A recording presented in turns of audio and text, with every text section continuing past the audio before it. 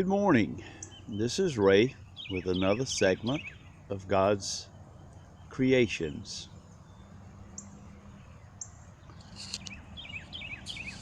We're looking at an Indigofera plant.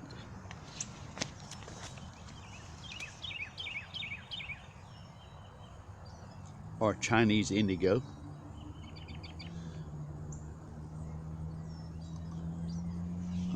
This does quite well for me, whether it's in the sun or in partial shade.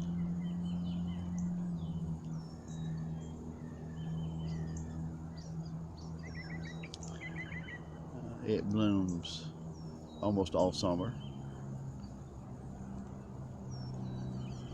It's a pretty woody stem, and it can be invasive because it multiplies or comes up from the root system and puts out other plants around it. They're easily dug up and shared with others.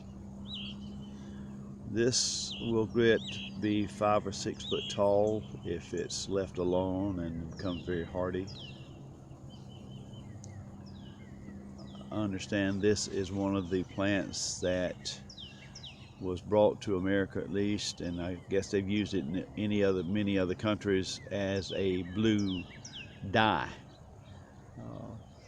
I understand there's a lot of different varieties of this indigo, from large woody plants to smaller shrubs.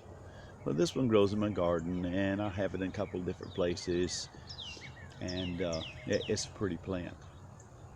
Another plant I want to share with you this morning is a daylily, or daylilies plural.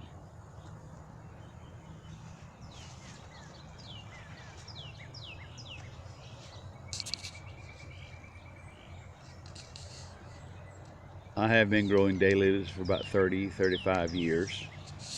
I started off many decades ago with what we in the daylily culture call the ditch lilies. Those orange, sometimes yellow ones that grow almost all over the United States, and oftentimes they get thrown away and you find them along the ditch banks and stuff that's growing.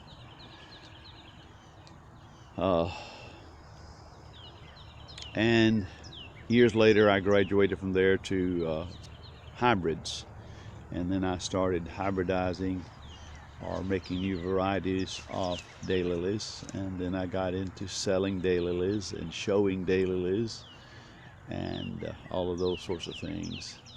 But here is some of the lilies that I have in a garden that I have been selling. This is very early in the morning. They were irrigated last night and they're all dripping wet. But I'm going to get down and get a couple of closer shots of a couple of daylilies.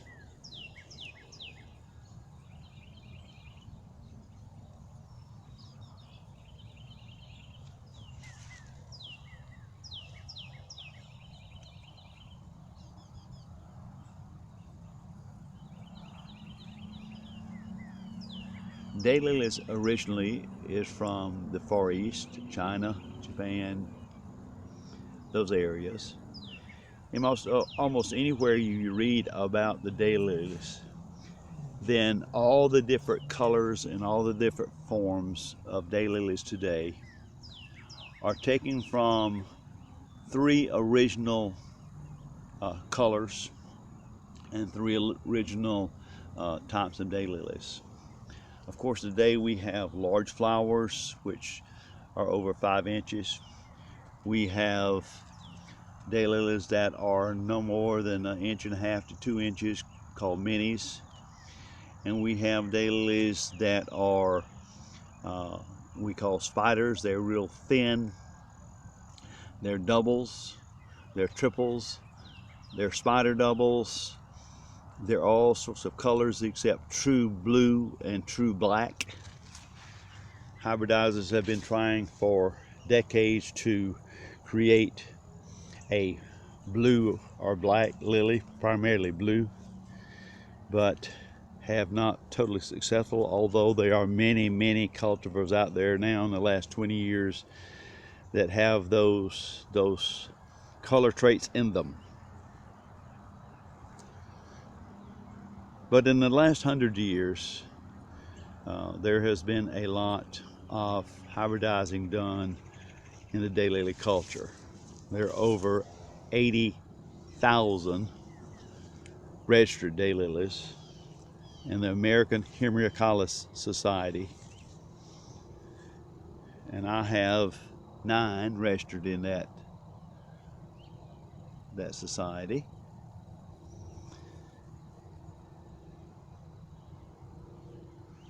And they're really, as we call it, swapping pollen is very it's easily done because each daylily has 3 petals and 3 sepals, and right in the center of this you have the workings.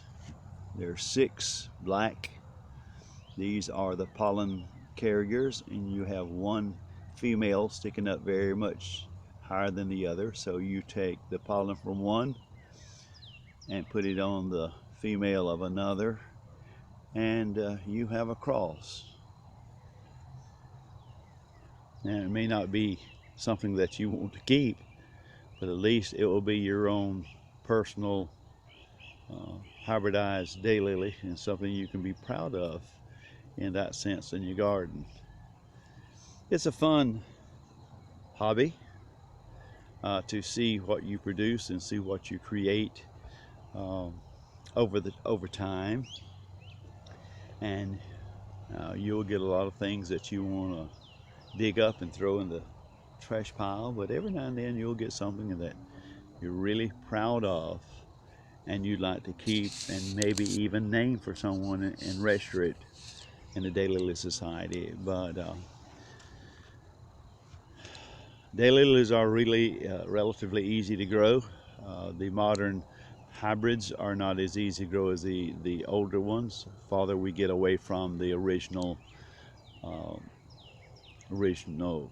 flowers, or the ones that we started out with, they become more delicate, but still they're pretty hardy.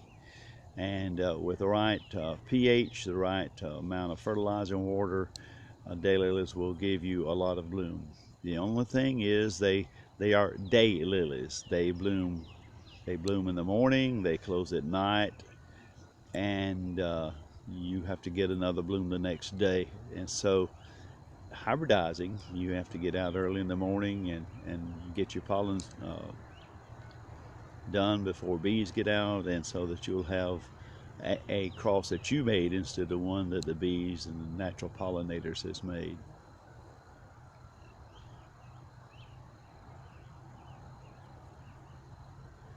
And you see coming up within these are some larkspurs, and they will be gone in a few more weeks, and they will dry and seed out. And in the background you see the rudbeckia blooming.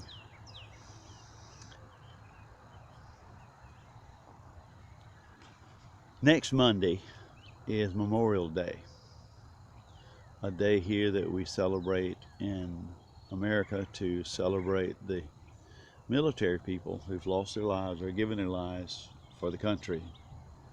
It started out right after the Civil War in what was called Decoration Day, where they went in and decorated the tombstones of the fallen soldiers. Particularly around the Civil War is where it started. But later on it began to include any military men and women of the United States. And somewhere along the line, the red poppy became the symbol that people would wear to memorialize a dead relative or a dead friend who was in the military. For Christians, every Sunday is a Memorial Sunday, remembering that Jesus gave himself for our freedoms, not just physical freedoms, but freedom from in the spirit, in the physical domain, but spiritual freedom from the spiritual death and hell. We may decorate the graves of our fallen military for what they have given for our freedom, but we honor God by living and serving a resurrected Christ who gave his all for us. Thank you and have a good day.